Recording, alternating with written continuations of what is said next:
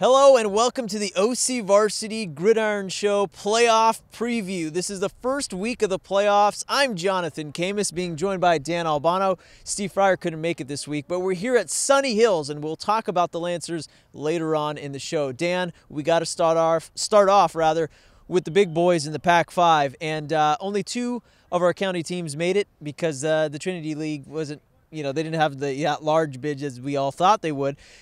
But that's another topic for another show. Mater Dei and Orange Lutheran advance, Dan. It's going to be tough. Orange Lutheran at St. Bonaventure, Mater Dei hosting Lakewood. I think both these teams win. That's my prediction. I think Mater Dei, Orange Lutheran win. I think with Orange Lutheran, obviously coming off a heartbreaking loss to J. Sarah last week, they should be plenty motivated to finish what they started this year. I think they have a special team, like I've been saying, and they've been on the road and won at Crespi. I think that experience will help them. And I think Mater Dei is going to win. I think Mater Dei's game will be, I think they'll win handily. Okay, we're going to transition now to the West Valley Division. A lot of teams to talk about here, Dan. Mission Viejo, the top seed. They have a 22-game winning streak, and they're hosting Hart. Yeah, Hart's been hurt really by injuries this year. They're on their third-string quarterback. They were second place out of the Foothill League, which is usually a competitive league.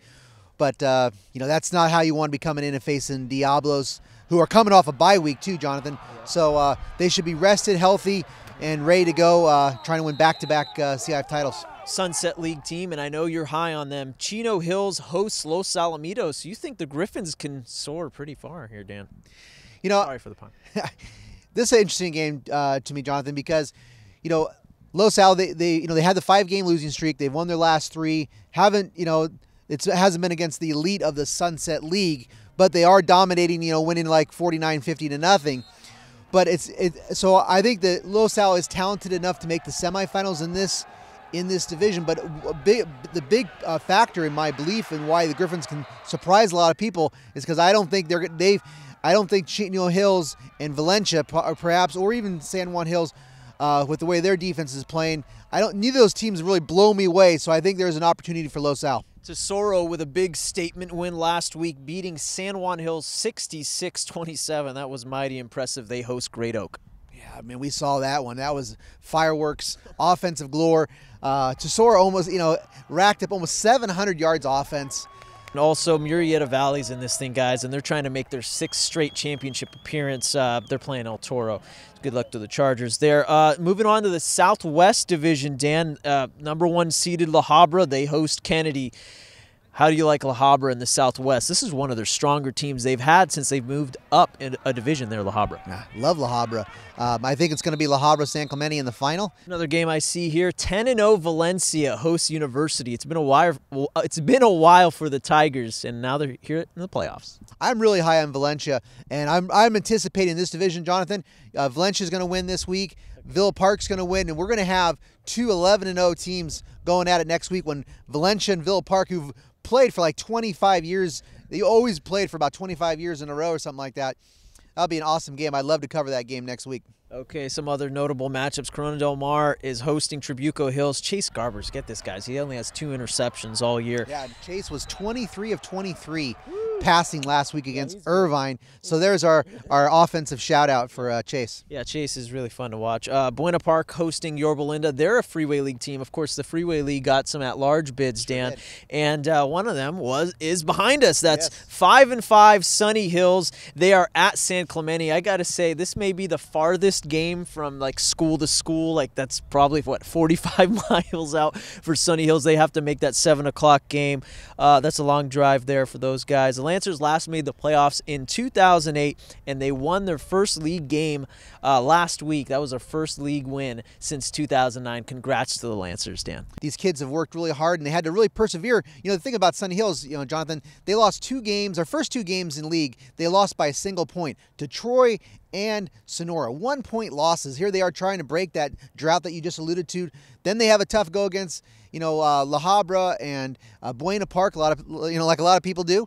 But then they still rise up and win that last game, get the at-large. That's a lot of resiliency, a lot of life lessons that I know Coach Pete is enforcing here with Sunny Hills. So it's a great step, building step for this program. Coach Pete, what do you have to say? We talked with the Lancers earlier today. the way they were able to show the resiliency in that last game against Fullerton. Just a really proud moment for us as coaches, and mostly I'm just really happy for these seniors, and they certainly earned it. Feels great. Just knowing that the whole team has been giving it 110% every single time, it just feels amazing. It's really exciting. I mean, we made history. First time we've been back in the Big Dance since about 8 years ago or something like that. So, I mean, we're not really concerned about playing San Clemente, they're being a top seed. We're more focused on how we come out here and practice every day and just prepare for them. Because like we said, it's just football. It's another game, and it's going to be a lot of fun. Thanks to the Lancers for hosting us today. Now let's transition to another league, Dan, and that's the Southern Division, the All-OC Division. And there's so many teams to talk about, but some notables. Garden Grove, they're ranked #1. They won the championship last year. They host El Dorado, and we'll talk about their controversial bid in the OCVarsity Gridiron Extra Show. You can catch that later. Dan, your overall thoughts on this Southern Division? Well, the power broker seems to be, you talked about, not so much with El Dorado, but the North Hills League, that's the power broker league in this division. When you have Brea Linda, you have Canyon, you have El Medina, are three of those teams, are they all going to get to the semifinals? But you can't look past Garden Grove. I also, second seeded at the bottom of that bracket, Catella, I've seen them. They're tough. They're undefeated, 10-0.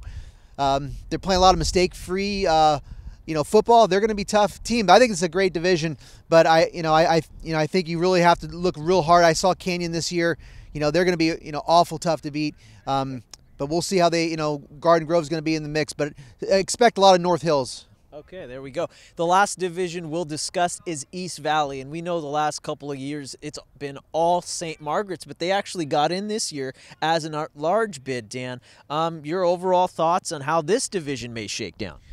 I think it's going to be a great division. The small schools are, seem to be getting better and better every year. You got to watch out for some of those competition that, St. Margaret's had this year. Brethren Christian Leonard, that running back, a junior, is running he's the county leader after 10 games, running for well over 2,000 yards and 33 touchdowns. And Crean Lutheran's a program on the rise. So, they snapped that big streak, winning streak by St. Margaret's. Another small school, is also playing outstanding is Saddleback Valley Christian. Okay. So I think we got a lot of small schools that are going to get in the mix. But I think in the end of the day, I wouldn't be surprised to see, the Tartans with their experience to be in the finals. Okay, there you have it from Dan Albano. I'm your host, Jonathan Khamis, and for all your latest playoff updates this Friday night, check out OCVarsity.com, where we've got you covered.